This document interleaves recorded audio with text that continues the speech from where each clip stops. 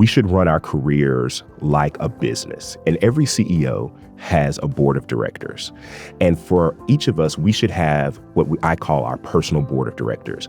That is groups of folks that you've collected along the way who are rooting for you to win.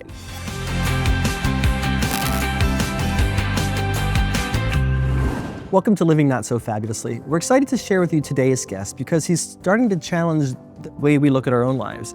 You see, once upon a time, David and I had an informal mentor relationship with an out-gay executive of the company we worked for at the time. He was actually the highest ranking HR officer. And our relationship was more born out of a sense or a shared experience of being gay men. And today's guest sort of challenges that narrow approach. Maybe we were defaulting to that approach because it felt better to work with somebody who was like us? I think so. We're joined today by LinkedIn's career expert, Andrew McCaskill, who's worked everywhere from Nielsen to Facebook, basically every powerhouse except the White House. Creator of the Black Guy in Marketing newsletter on LinkedIn, Andrew's insights have appeared everywhere from Essence to Grindr's Into. He's here to talk about the power of mentors, or your own board of directors, as he calls it, and the value of diversity in business beyond just making the team photo look cooler. Here's LinkedIn's career expert, Andrew McCaskill, to share what he knows. So welcome, Andrew. You have had an amazing career. You've bounced all over the place, which means that you have a lot of experience. And we wanted to ask you specifically about maybe some experience you've had around having a mentor. Yeah, so one, thanks for having me. It's ecstatic. I'm ecstatic to be in the studio with y'all. I'll tell you about one of the times of it where I didn't get the mentor that I wanted, but it actually was the best advice for my career that I've ever gotten. I was young. I was working at the Coca-Cola company. There's an executive there. She was iconic. And I had my sort of my elevator pitch ready to tell her why I wanted her to be my mentor. And so I go through my little speech. I was talking to her in the marble rotunda at the Coca-Cola company, and I make my pitch, and she was like, "Andrew, that was compelling and articulate, but I'm gonna have to say no." And I was like, oh, gut punch, right? Right. Yeah. She's like this iconic Black executive, and I'm like this young Black student from Morehouse who's interning. I had great numbers in my internship, and she said, "You asked me," she said, "the truth is that I'm overextended." And she's like, "But you asked me because I'm Black." And I said, "No, I asked you because you're amazing." And she said, "You asked me because I'm Black." I said, "I asked you because you're amazing and you're Black." Yes, right? Yeah. And so she said, "Here's what I will tell you is that unfortunately, there are not enough Black executives to go around to mentor all of the young, amazing Black folks in this organization." Mm-hmm. And she was like, "You need to find a mentor who is doing what you want to do in their career, regardless of their gender, regardless of their race and ethnicity." She's like, regardless of their orientation, with the wink, right? Because she knew it was a gay boy. And it gave me wings, really. Yeah. Like, it opened my mind and opened the aperture for me that mentorship really was about people who are rooting for you to win. Mm-hmm. And if I'm having this experience as a young queer person at work trying to figure out how much of myself to bring to work, because they're saying bring your whole self to work, but there are no gay leaders. So What happened to all the gay leaders who brought their whole selves to work, right? Like, what happened, right? There we LinkedIn, we talked to queer professionals in our most recent survey, and over half of the folks that we talked to said, "I would love to see more people like me at work," right? We want to see ourselves, and we want to see ourselves in leadership. But what I say to that is, like, we can't just say that just because we don't see ourselves at work, that stops us from building up our roster of mentors. Because with DEI programs going away, we could see employee resource groups go away. Mm-hmm. And that means essentially Calvary's not coming for us. I think that's something that queer people have known forever, that we're going to have to take our own careers and our own finances and our own lives and our own health and safety into our own hands and figure out how to make this work. And we're amazing at that. We are the ultimate, I feel like, survivors at work and everywhere else. Would you say maybe it's a double-edged sword to look for somebody who maybe looks like us in the mirror when we are looking for a mentor? I don't think it's a mistake. I think it's sort of mentorship 101. And for us, we've got to get to mentorship 4.0. So this is the way I think of it, is I think of it as we should run our careers like a business. And every CEO has a board of directors. And for each of us, we should have what I call our personal board of directors. That is groups of folks that you've collected along the way who are rooting for you to win. Folks that you can be transparent with. That's what 4.0 looks like. It's saying, I've got a few people who advise me on my career. And in that group, there is diversity. There are women in there. There are straight people in there. There are Black folks. There are queer people, right? And in that group, I have the comfort level where I can be fully transparent about what's going on in my career, right? Like I think of your personal board of directors, you got to treat them like your doctor. Like your doctor cannot truly diagnose you and help you and give you the prescription that you need if you're not open and honest about what your ailments are, right? So that means that in that personal board of directors, those are folks that I can say, look, here's exactly how much I make.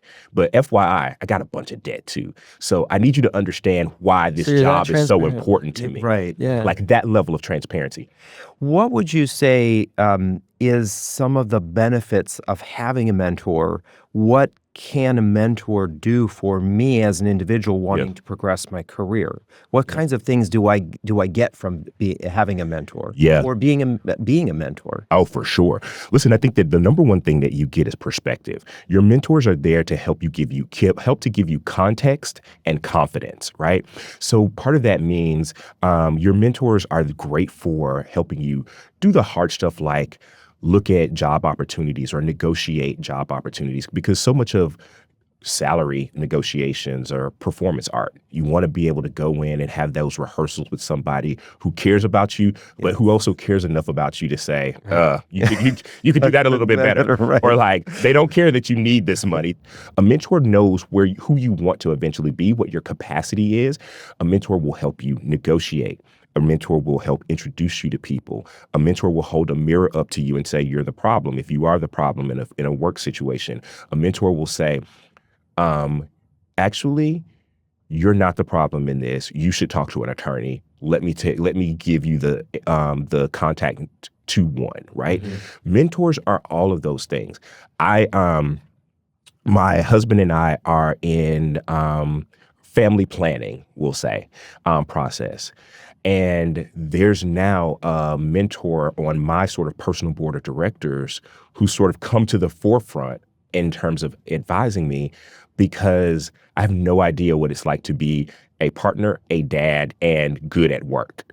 And sometimes the best person to help you with that, for me, is a Black, gay man who is a father and who is an executive. Somebody who is exactly like me, who's exactly what I want to be, right? But sometimes that mentorship is a cisgender East Indian woman who helped me negotiate for equity the first time I had to, who was on my board of directors. She had been a client of mine, and she helped me out with that. And you can take the ego and the shame out of what you don't know, so you get to a place to where you know more and you do more. Absolutely. I love that. You're not making those mistakes in front of people that you're maybe trying to maybe get what you want out of. You're actually making those mistakes in front of somebody who really wants you to get where you want to go, right? They're the ones who are your champion, rather than the gatekeeper of whether or not you go forward or not. Right. I'm curious, are there any studies that you or LinkedIn has to show a direct improvement in salaries with having a mentor? I will say that one of the things that we see just across the board is people who respond to us that they actually talked about their interview and their interview process before they went into the interview performed better in interviews. And that is one of the things that we have seen consistently. And so that makes me think that they're either having those conversations about the interview with a mentor, with a peer, with a spouse, et cetera, and they're having better outcomes. And that's one of the things that I think you talked about, about practicing beforehand, and I've talked about that too. I remember one time I was listening to Martha Stewart, and she said that, bringing it back to Martha, that she said that I make my mistakes at 4:30 and 5 a.m. so that I'm perfect when you see me at 9 a.m. on TV. And I was like, that's the performance art of salary negotiation. That's the performance art of presenting well at work. So then who is Martha Stewart's mentor? I have no idea, but I would love I would not want that job. I would love to read her mentor's book. Right. So maybe you can share with us, how can being a mentor actually have an impact on our finances, personal finances, as well as our corporate progression with our salary and our careers? Oh yeah, I love this question because so much of when we're in the beginning of our careers, we're only thinking about our compensation as like cash and bonus, right? Like we can do the math on what our take home is like in a second. But I think that one of the things that mentorship has taught me is that I don't think about my compensation as just like the cash, right? I think about total compensation. And that is looking at what my compensation is based on, like your cash, whatever your bonus and salary is. And then what is like your equity, right? And then finally, I look at what the benefits are, and particularly what I call off the offer letter benefits. I didn't really learn about the off the offer letter benefits until mentors were talking to me about, hey, you know that your company probably would pay for that. And I'm like, what? What? Such as, all right, so many companies now are paying for women IVF. They're paying for all sorts of fertility functions and fertility treatment. I think that that's really important for some women. That could be a benefit of up to $35,000, $40,000. Wow. There are a lot of companies now that are actually doing education payments so that even if you have student loan debt when you coming in, they will help you pay off your student loan debt. That will not be on your offer letter, right? Someone usually has to tell you about that benefit. There's also the education benefit of getting new certifications, new education. A lot of companies will pay for that. So many of those things are when we leave money on the table. If you have a mentor inside of the machine, inside of your organization, if they've been there longer, they will tell you about it. There's a guy who reports to me. He knows every benefit that my company gives. He knows stuff that I think HR doesn't even know still exists, right? I mean, like if there imagine a towel and somebody wringing every dollar out of that towel. This guy has it down pat. I ask him before I ask HR, right? And so he in that way is a little bit of a mentor for me, but I think that we're so oftentimes trained not to talk about money. I've been so grateful. Right? I've been so grateful for people who turn the lights on for me about things I didn't know about money, because many of us did not grow up in households where you talked about money. In my parents' household, money was grown folks' business, and I stayed out of it, right? And so I learned and made a lot of mistakes. And now I tell younger folks who I mentor, I tell them all my mistakes. I went through my 20s, and the largest investment I made was in the bar at Blake's, right? So like I need, maybe don't do that. Right. I'd save some of that vodka soda money, like put some of it away. Particularly for me, the total compensation piece was a revelation. I don't think about it as just salary. I think about it as, cash and benefits and, equity and incentives and time off. Time off is really important.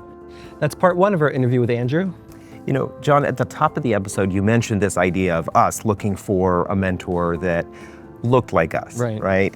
I appreciate that Andrew did talk about, or gave a great response to, the fact that only looking for someone who has a shared lived experience as us can be a double-edged sword that can restrict not only our opportunities, but our growth. It's so true. Don't go anywhere. We'll be right back after this very professional break.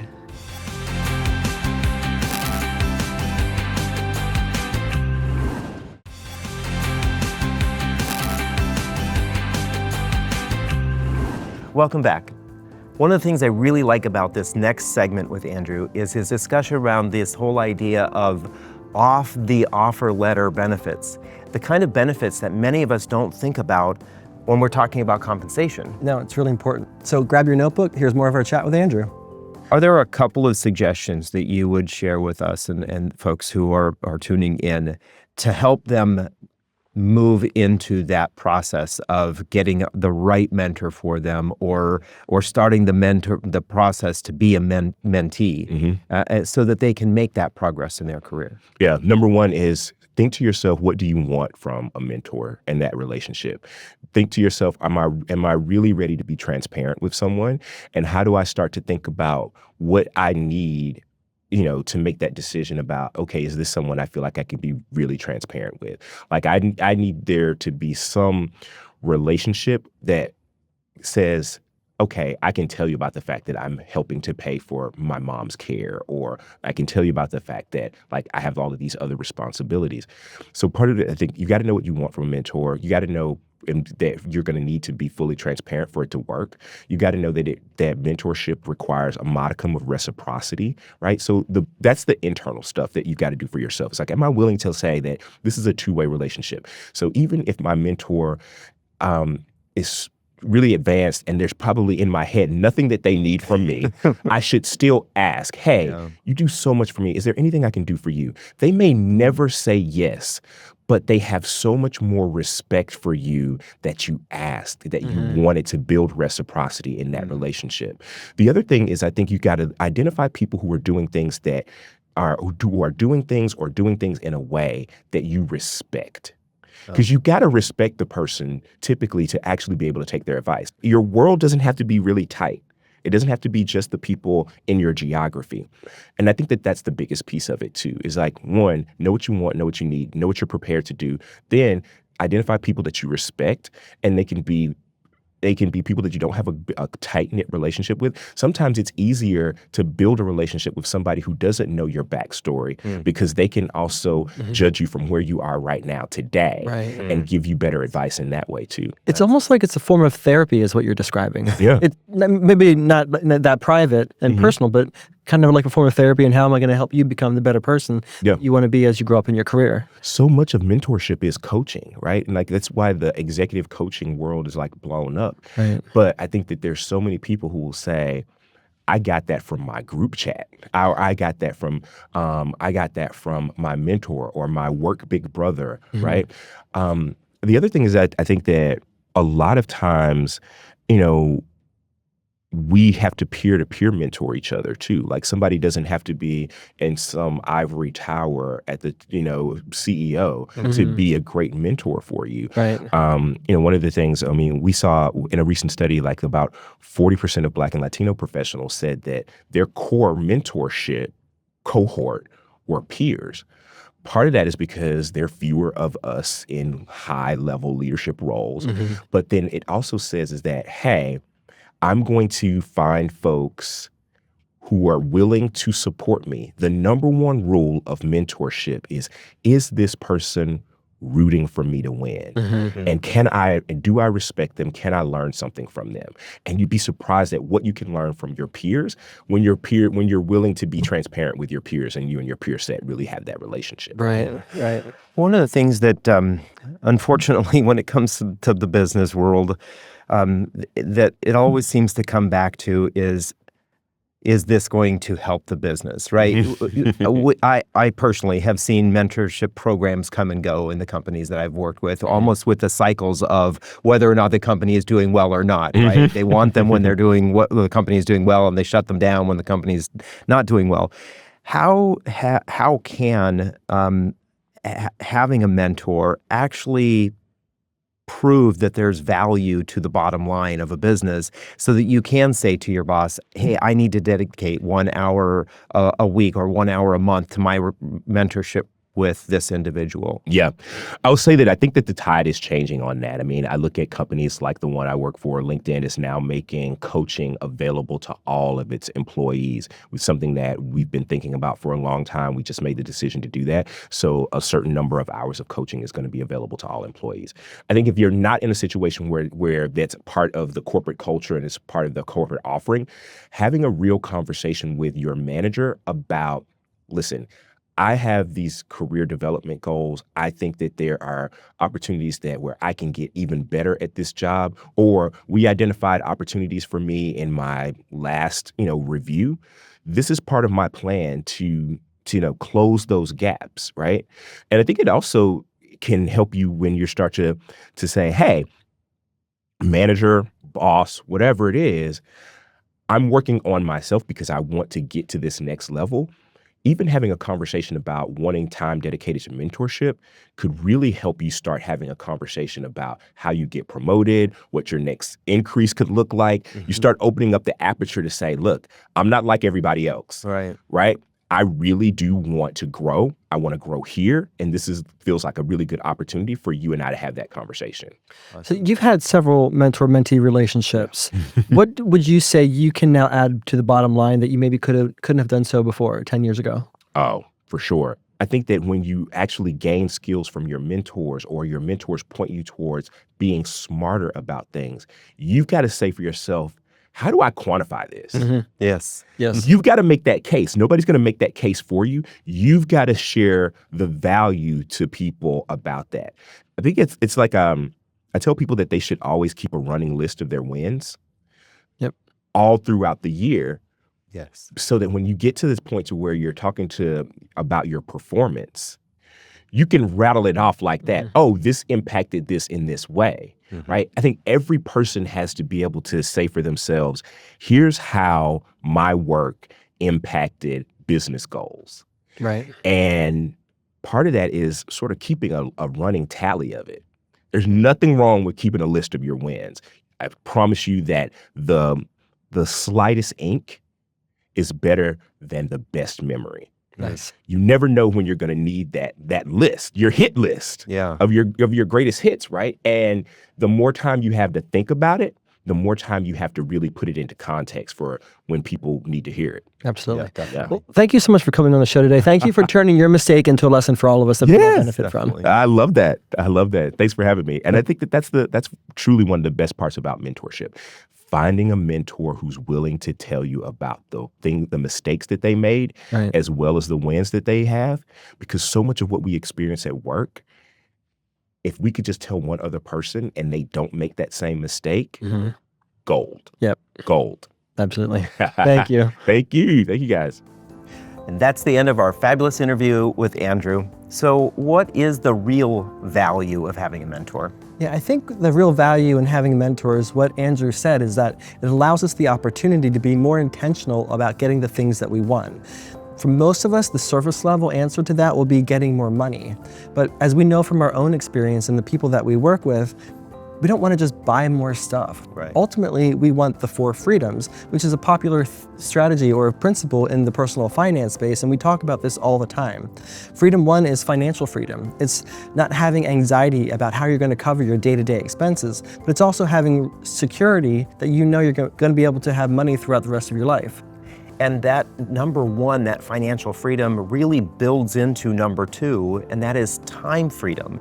We have the time to do what we want. We don't have to worry about having a second or a third job or having a side gig.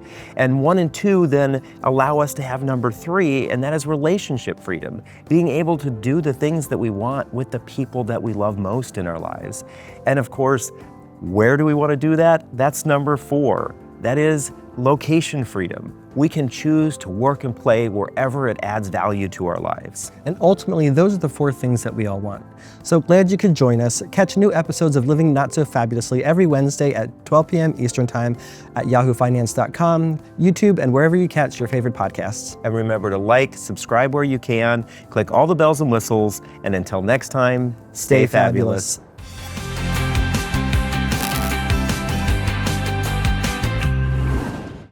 This content was not intended to be financial advice and should not be used as a substitute for professional financial services.